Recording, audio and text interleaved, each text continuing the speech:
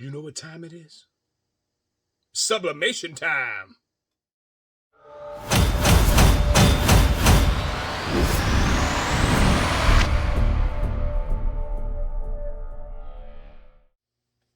That's right. Sublimation time. And this is what we're doing. A Hufflepuff pattern for a Glock 43X and simple with the ulti clip. So let's show you how to do it.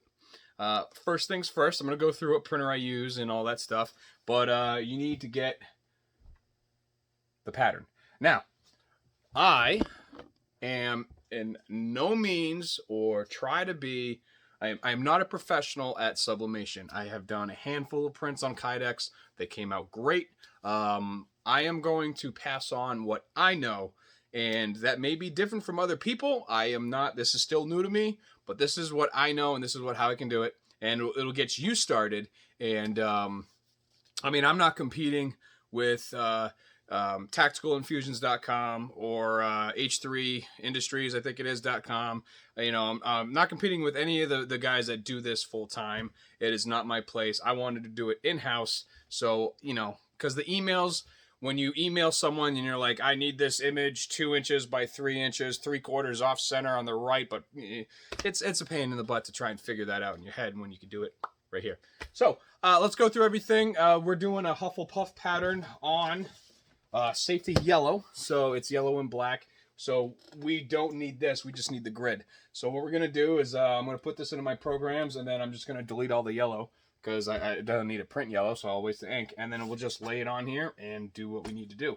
So looking forward to that.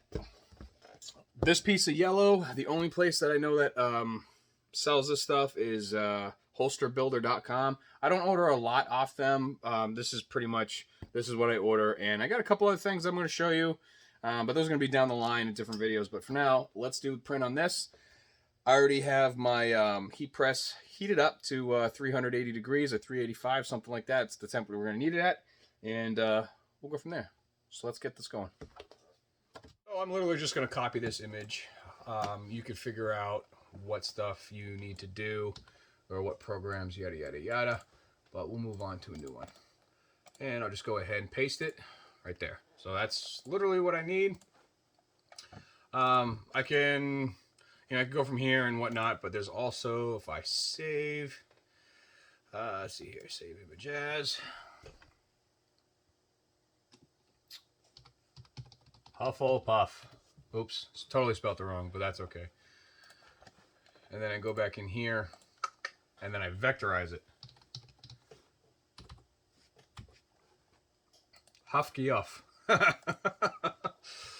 Alright, so it's going to give me my black and yellow. I don't need the yellow, so this is literally it. When you vectorize something, it cleans up all the lines, and you can see it's much easier to work with and looks better.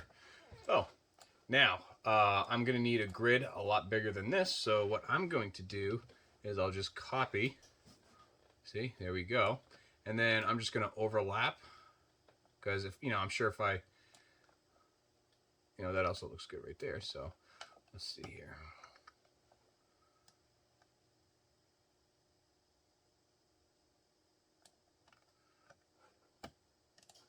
I can do that, or let's see here, line horizontal, and there it is. I wonder if I bring this, because it looks like the end pieces are wider.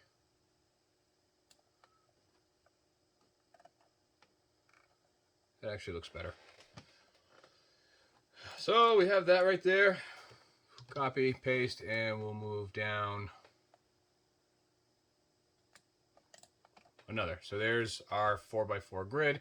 Yes, there's other ways to do that. This is how I know. Do we want it right now? It's 13 by 13. Really don't need it that big, but I would want these to be a little bit smaller. So let's actually, I want to see actually how big. So each one of these squares is roughly an inch. So I don't want that. I'm going to go a little smaller. Yeah, that's good for me. And actually, I want it to fit this black outline that you see. Now, this is strictly with the program that I have.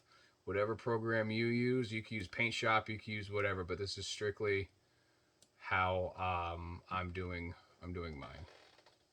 So here it is here. So that looks good. Now, let's show the printing aspect. So that's the grid it's going to look like. And then I'll show you my machine. This is literally all it is right here. It's an Epson 2720. It's the one that has the integrated, you can actually, let's see here, pop this open. You can refill it from in here. I keep all my stuff here that I've been trying out, different inks and whatnot. I literally got all the inks. I got the paper on Amazon. Wasn't that expensive. The printer itself was like $380, $400. The ink was like $30, $40. The paper is $20, $30. And yeah, it can get expensive when you first get into it, but you're going to make all that stuff back. I mean, I charge, like if somebody orders a custom print, I charge $15 or $20 extra for that custom print because we're doing all this stuff. So let's print and go from there.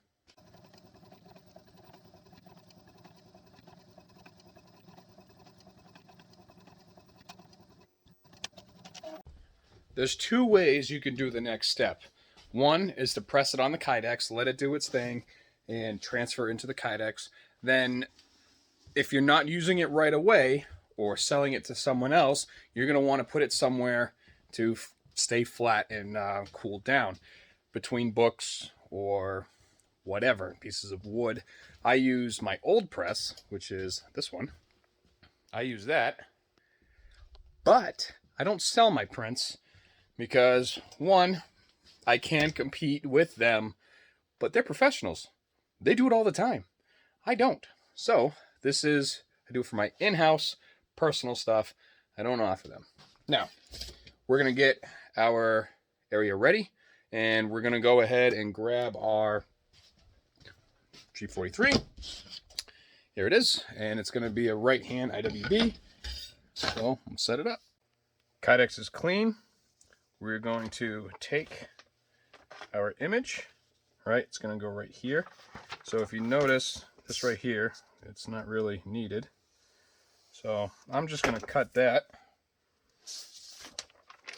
and make sure you got nothing on here.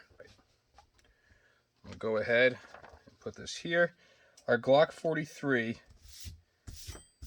will fit within this. That's the only thing I don't like about the Epson 2720 printer is that I can only do 9x11, which honestly is perfectly fine for what I do kydex wise, so that part didn't bother me. But we'll take our capped on tape.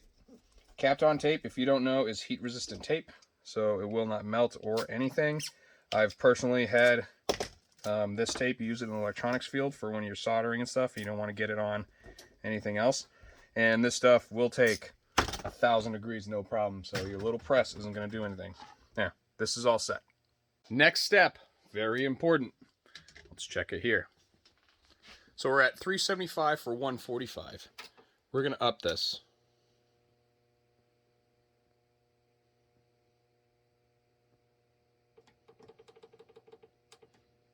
Yeah, you're reading that right. 450 seconds. That's correct. Now, I'm going to go ahead. Just clean that. This right here is the Teflon that came with.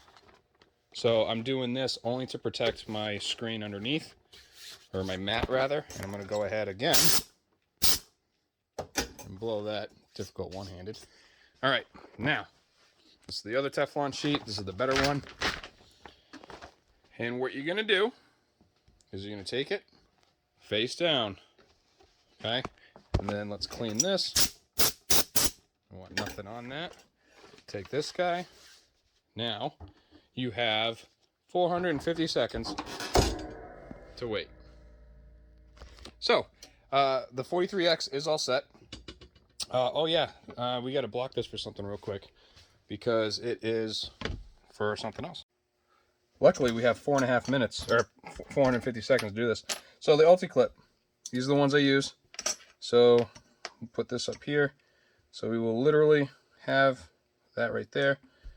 And so foamy would be right here. So let's go down a little bit.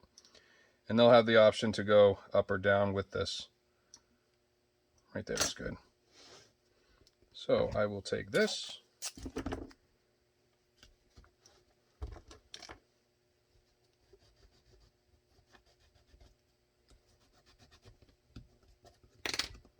Now that is ready for what we're going to do. This is literally the only part that stinks about sublimation, is that it takes so long. But if you notice, well, I'll show you in a minute, the 43X is all set. We got our air, we got our frame, got our glovesies, and it is blocked and ready for what we're doing. So now it's just a wait time. So yeah, check out the swag. I get a lot of them. Knife Kits for a long time used to give you free shirts when you did orders over like $200 or something like that. So I got at least 100 shirts from these guys. And so I gave them away at gun shows. The ones I wore out are now rags for the cars, and these ones I still wear, so they still fit. So they did that last year. It's been a while since they do it, but they give you all the stickers with every order, so I'm sticker bombing everything. So every time I get an order, I'm sticker bombing it. So let's see here. They going up, but they changed it. So they went from, these are the old ones, and then these are the new ones. So, but yeah, mold storage. I'm gonna do lights and stuff. A lot of cool things coming. So this weekend, this coming Saturday, the puppies are leaving. They're now 8 weeks old, and I'm getting a flamethrower. Perfect time for winter. Maybe I'll do some snow removal with the flamethrower. But I don't remember what model it is, but we're gonna be completely stripping it and powder coating it. So I'll film that so you guys can see it. It's actually gonna be a pretty cool process, and just don't know what color it's gonna go yet. And there's gonna be some stuff worked out. You guys are gonna get a discount code if you want to buy it, right? And then I think it's if 10 people buy it, I get a free one. I kind of want a flamethrower, but this one I'm gonna do as a so they can see how it comes out with the powder coat, and you guys are gonna be along for the ride for that one, so it should be pretty cool. I can't wait. Also, the reason why we put the kydex upside down, I had a friend of mine give me a tip on to do that, because when I first started doing this, I burnt it. So with kydex facing up and your sublimation print facing up, ooh, does it cook into the kydex. It will not release. It will not come off. It is ruined. I learned that the hard way. And then if you flip it and put it upside down, the paper gets crumply, but it will peel right off, like you're going to see in a couple minutes here. There's 144 seconds left, and then it's just going to go straight down. So instead of coming out of the press and then going in an area to cool down, it's going to go from the press right to here. And because it's not on foam, I don't have to worry about the ink transferring to your foam, because that will happen, and then it'll get on other light colors. We don't want that. Yeah.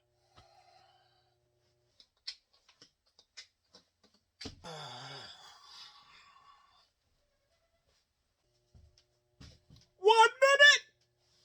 Okay, hopefully you guys can see this. I'll just drape this here. And we need to get that off. I'll form it anyway. Looks like extra lines came on it. That was a perfect size though. All right, so apparently, if you could see these little lines right here, apparently I need to clean my printer head. So, but that is the process. I can go ahead and finish this holster, but that would be a complete waste of time to do it, because this is not going to the customer, because even though you can barely see those right there, in each one, I'm not going to send it because, yeah, I don't like that. But it came out so good otherwise. But that was sort of maybe I could finish it. I could finish it and do it as a discount holster, which is probably what's going to happen. So, yeah, but for now it's going to go in the bin. But in the long run, that is how you put sublimation on kydex. And then this piece of paper, although you can use it again, if you use it again, it will be a lot lighter shade. It'll just be a different shade of gray. But let's jump. So I will be doing a print head, and what sucks is I only ordered one thing of yellow, and once it's on there, it's not coming off. So take it from me, do a print head, you know, clean that. But for now, that's literally how it's done. It is a quick process. The programming and the making of it, it can take time. If it's a full sheet, it doesn't matter because that's the quickest. But that's how you do it. Make sure your stuff's clean before you do it, otherwise you get stuff like this. So until then, I'm going to work on other stuff now because I got to go order more yellow. So enjoy. There's one thing I absolutely forgot to mention. When you're doing sublimation, okay, when you do images, the lightest color in that image is going to be the color of the kydex. I'm going to say that again. So if you got something that's like the American flag, for example, the American flag, you can't sublimate white. So you're going to do that on white kydex. Just remember that.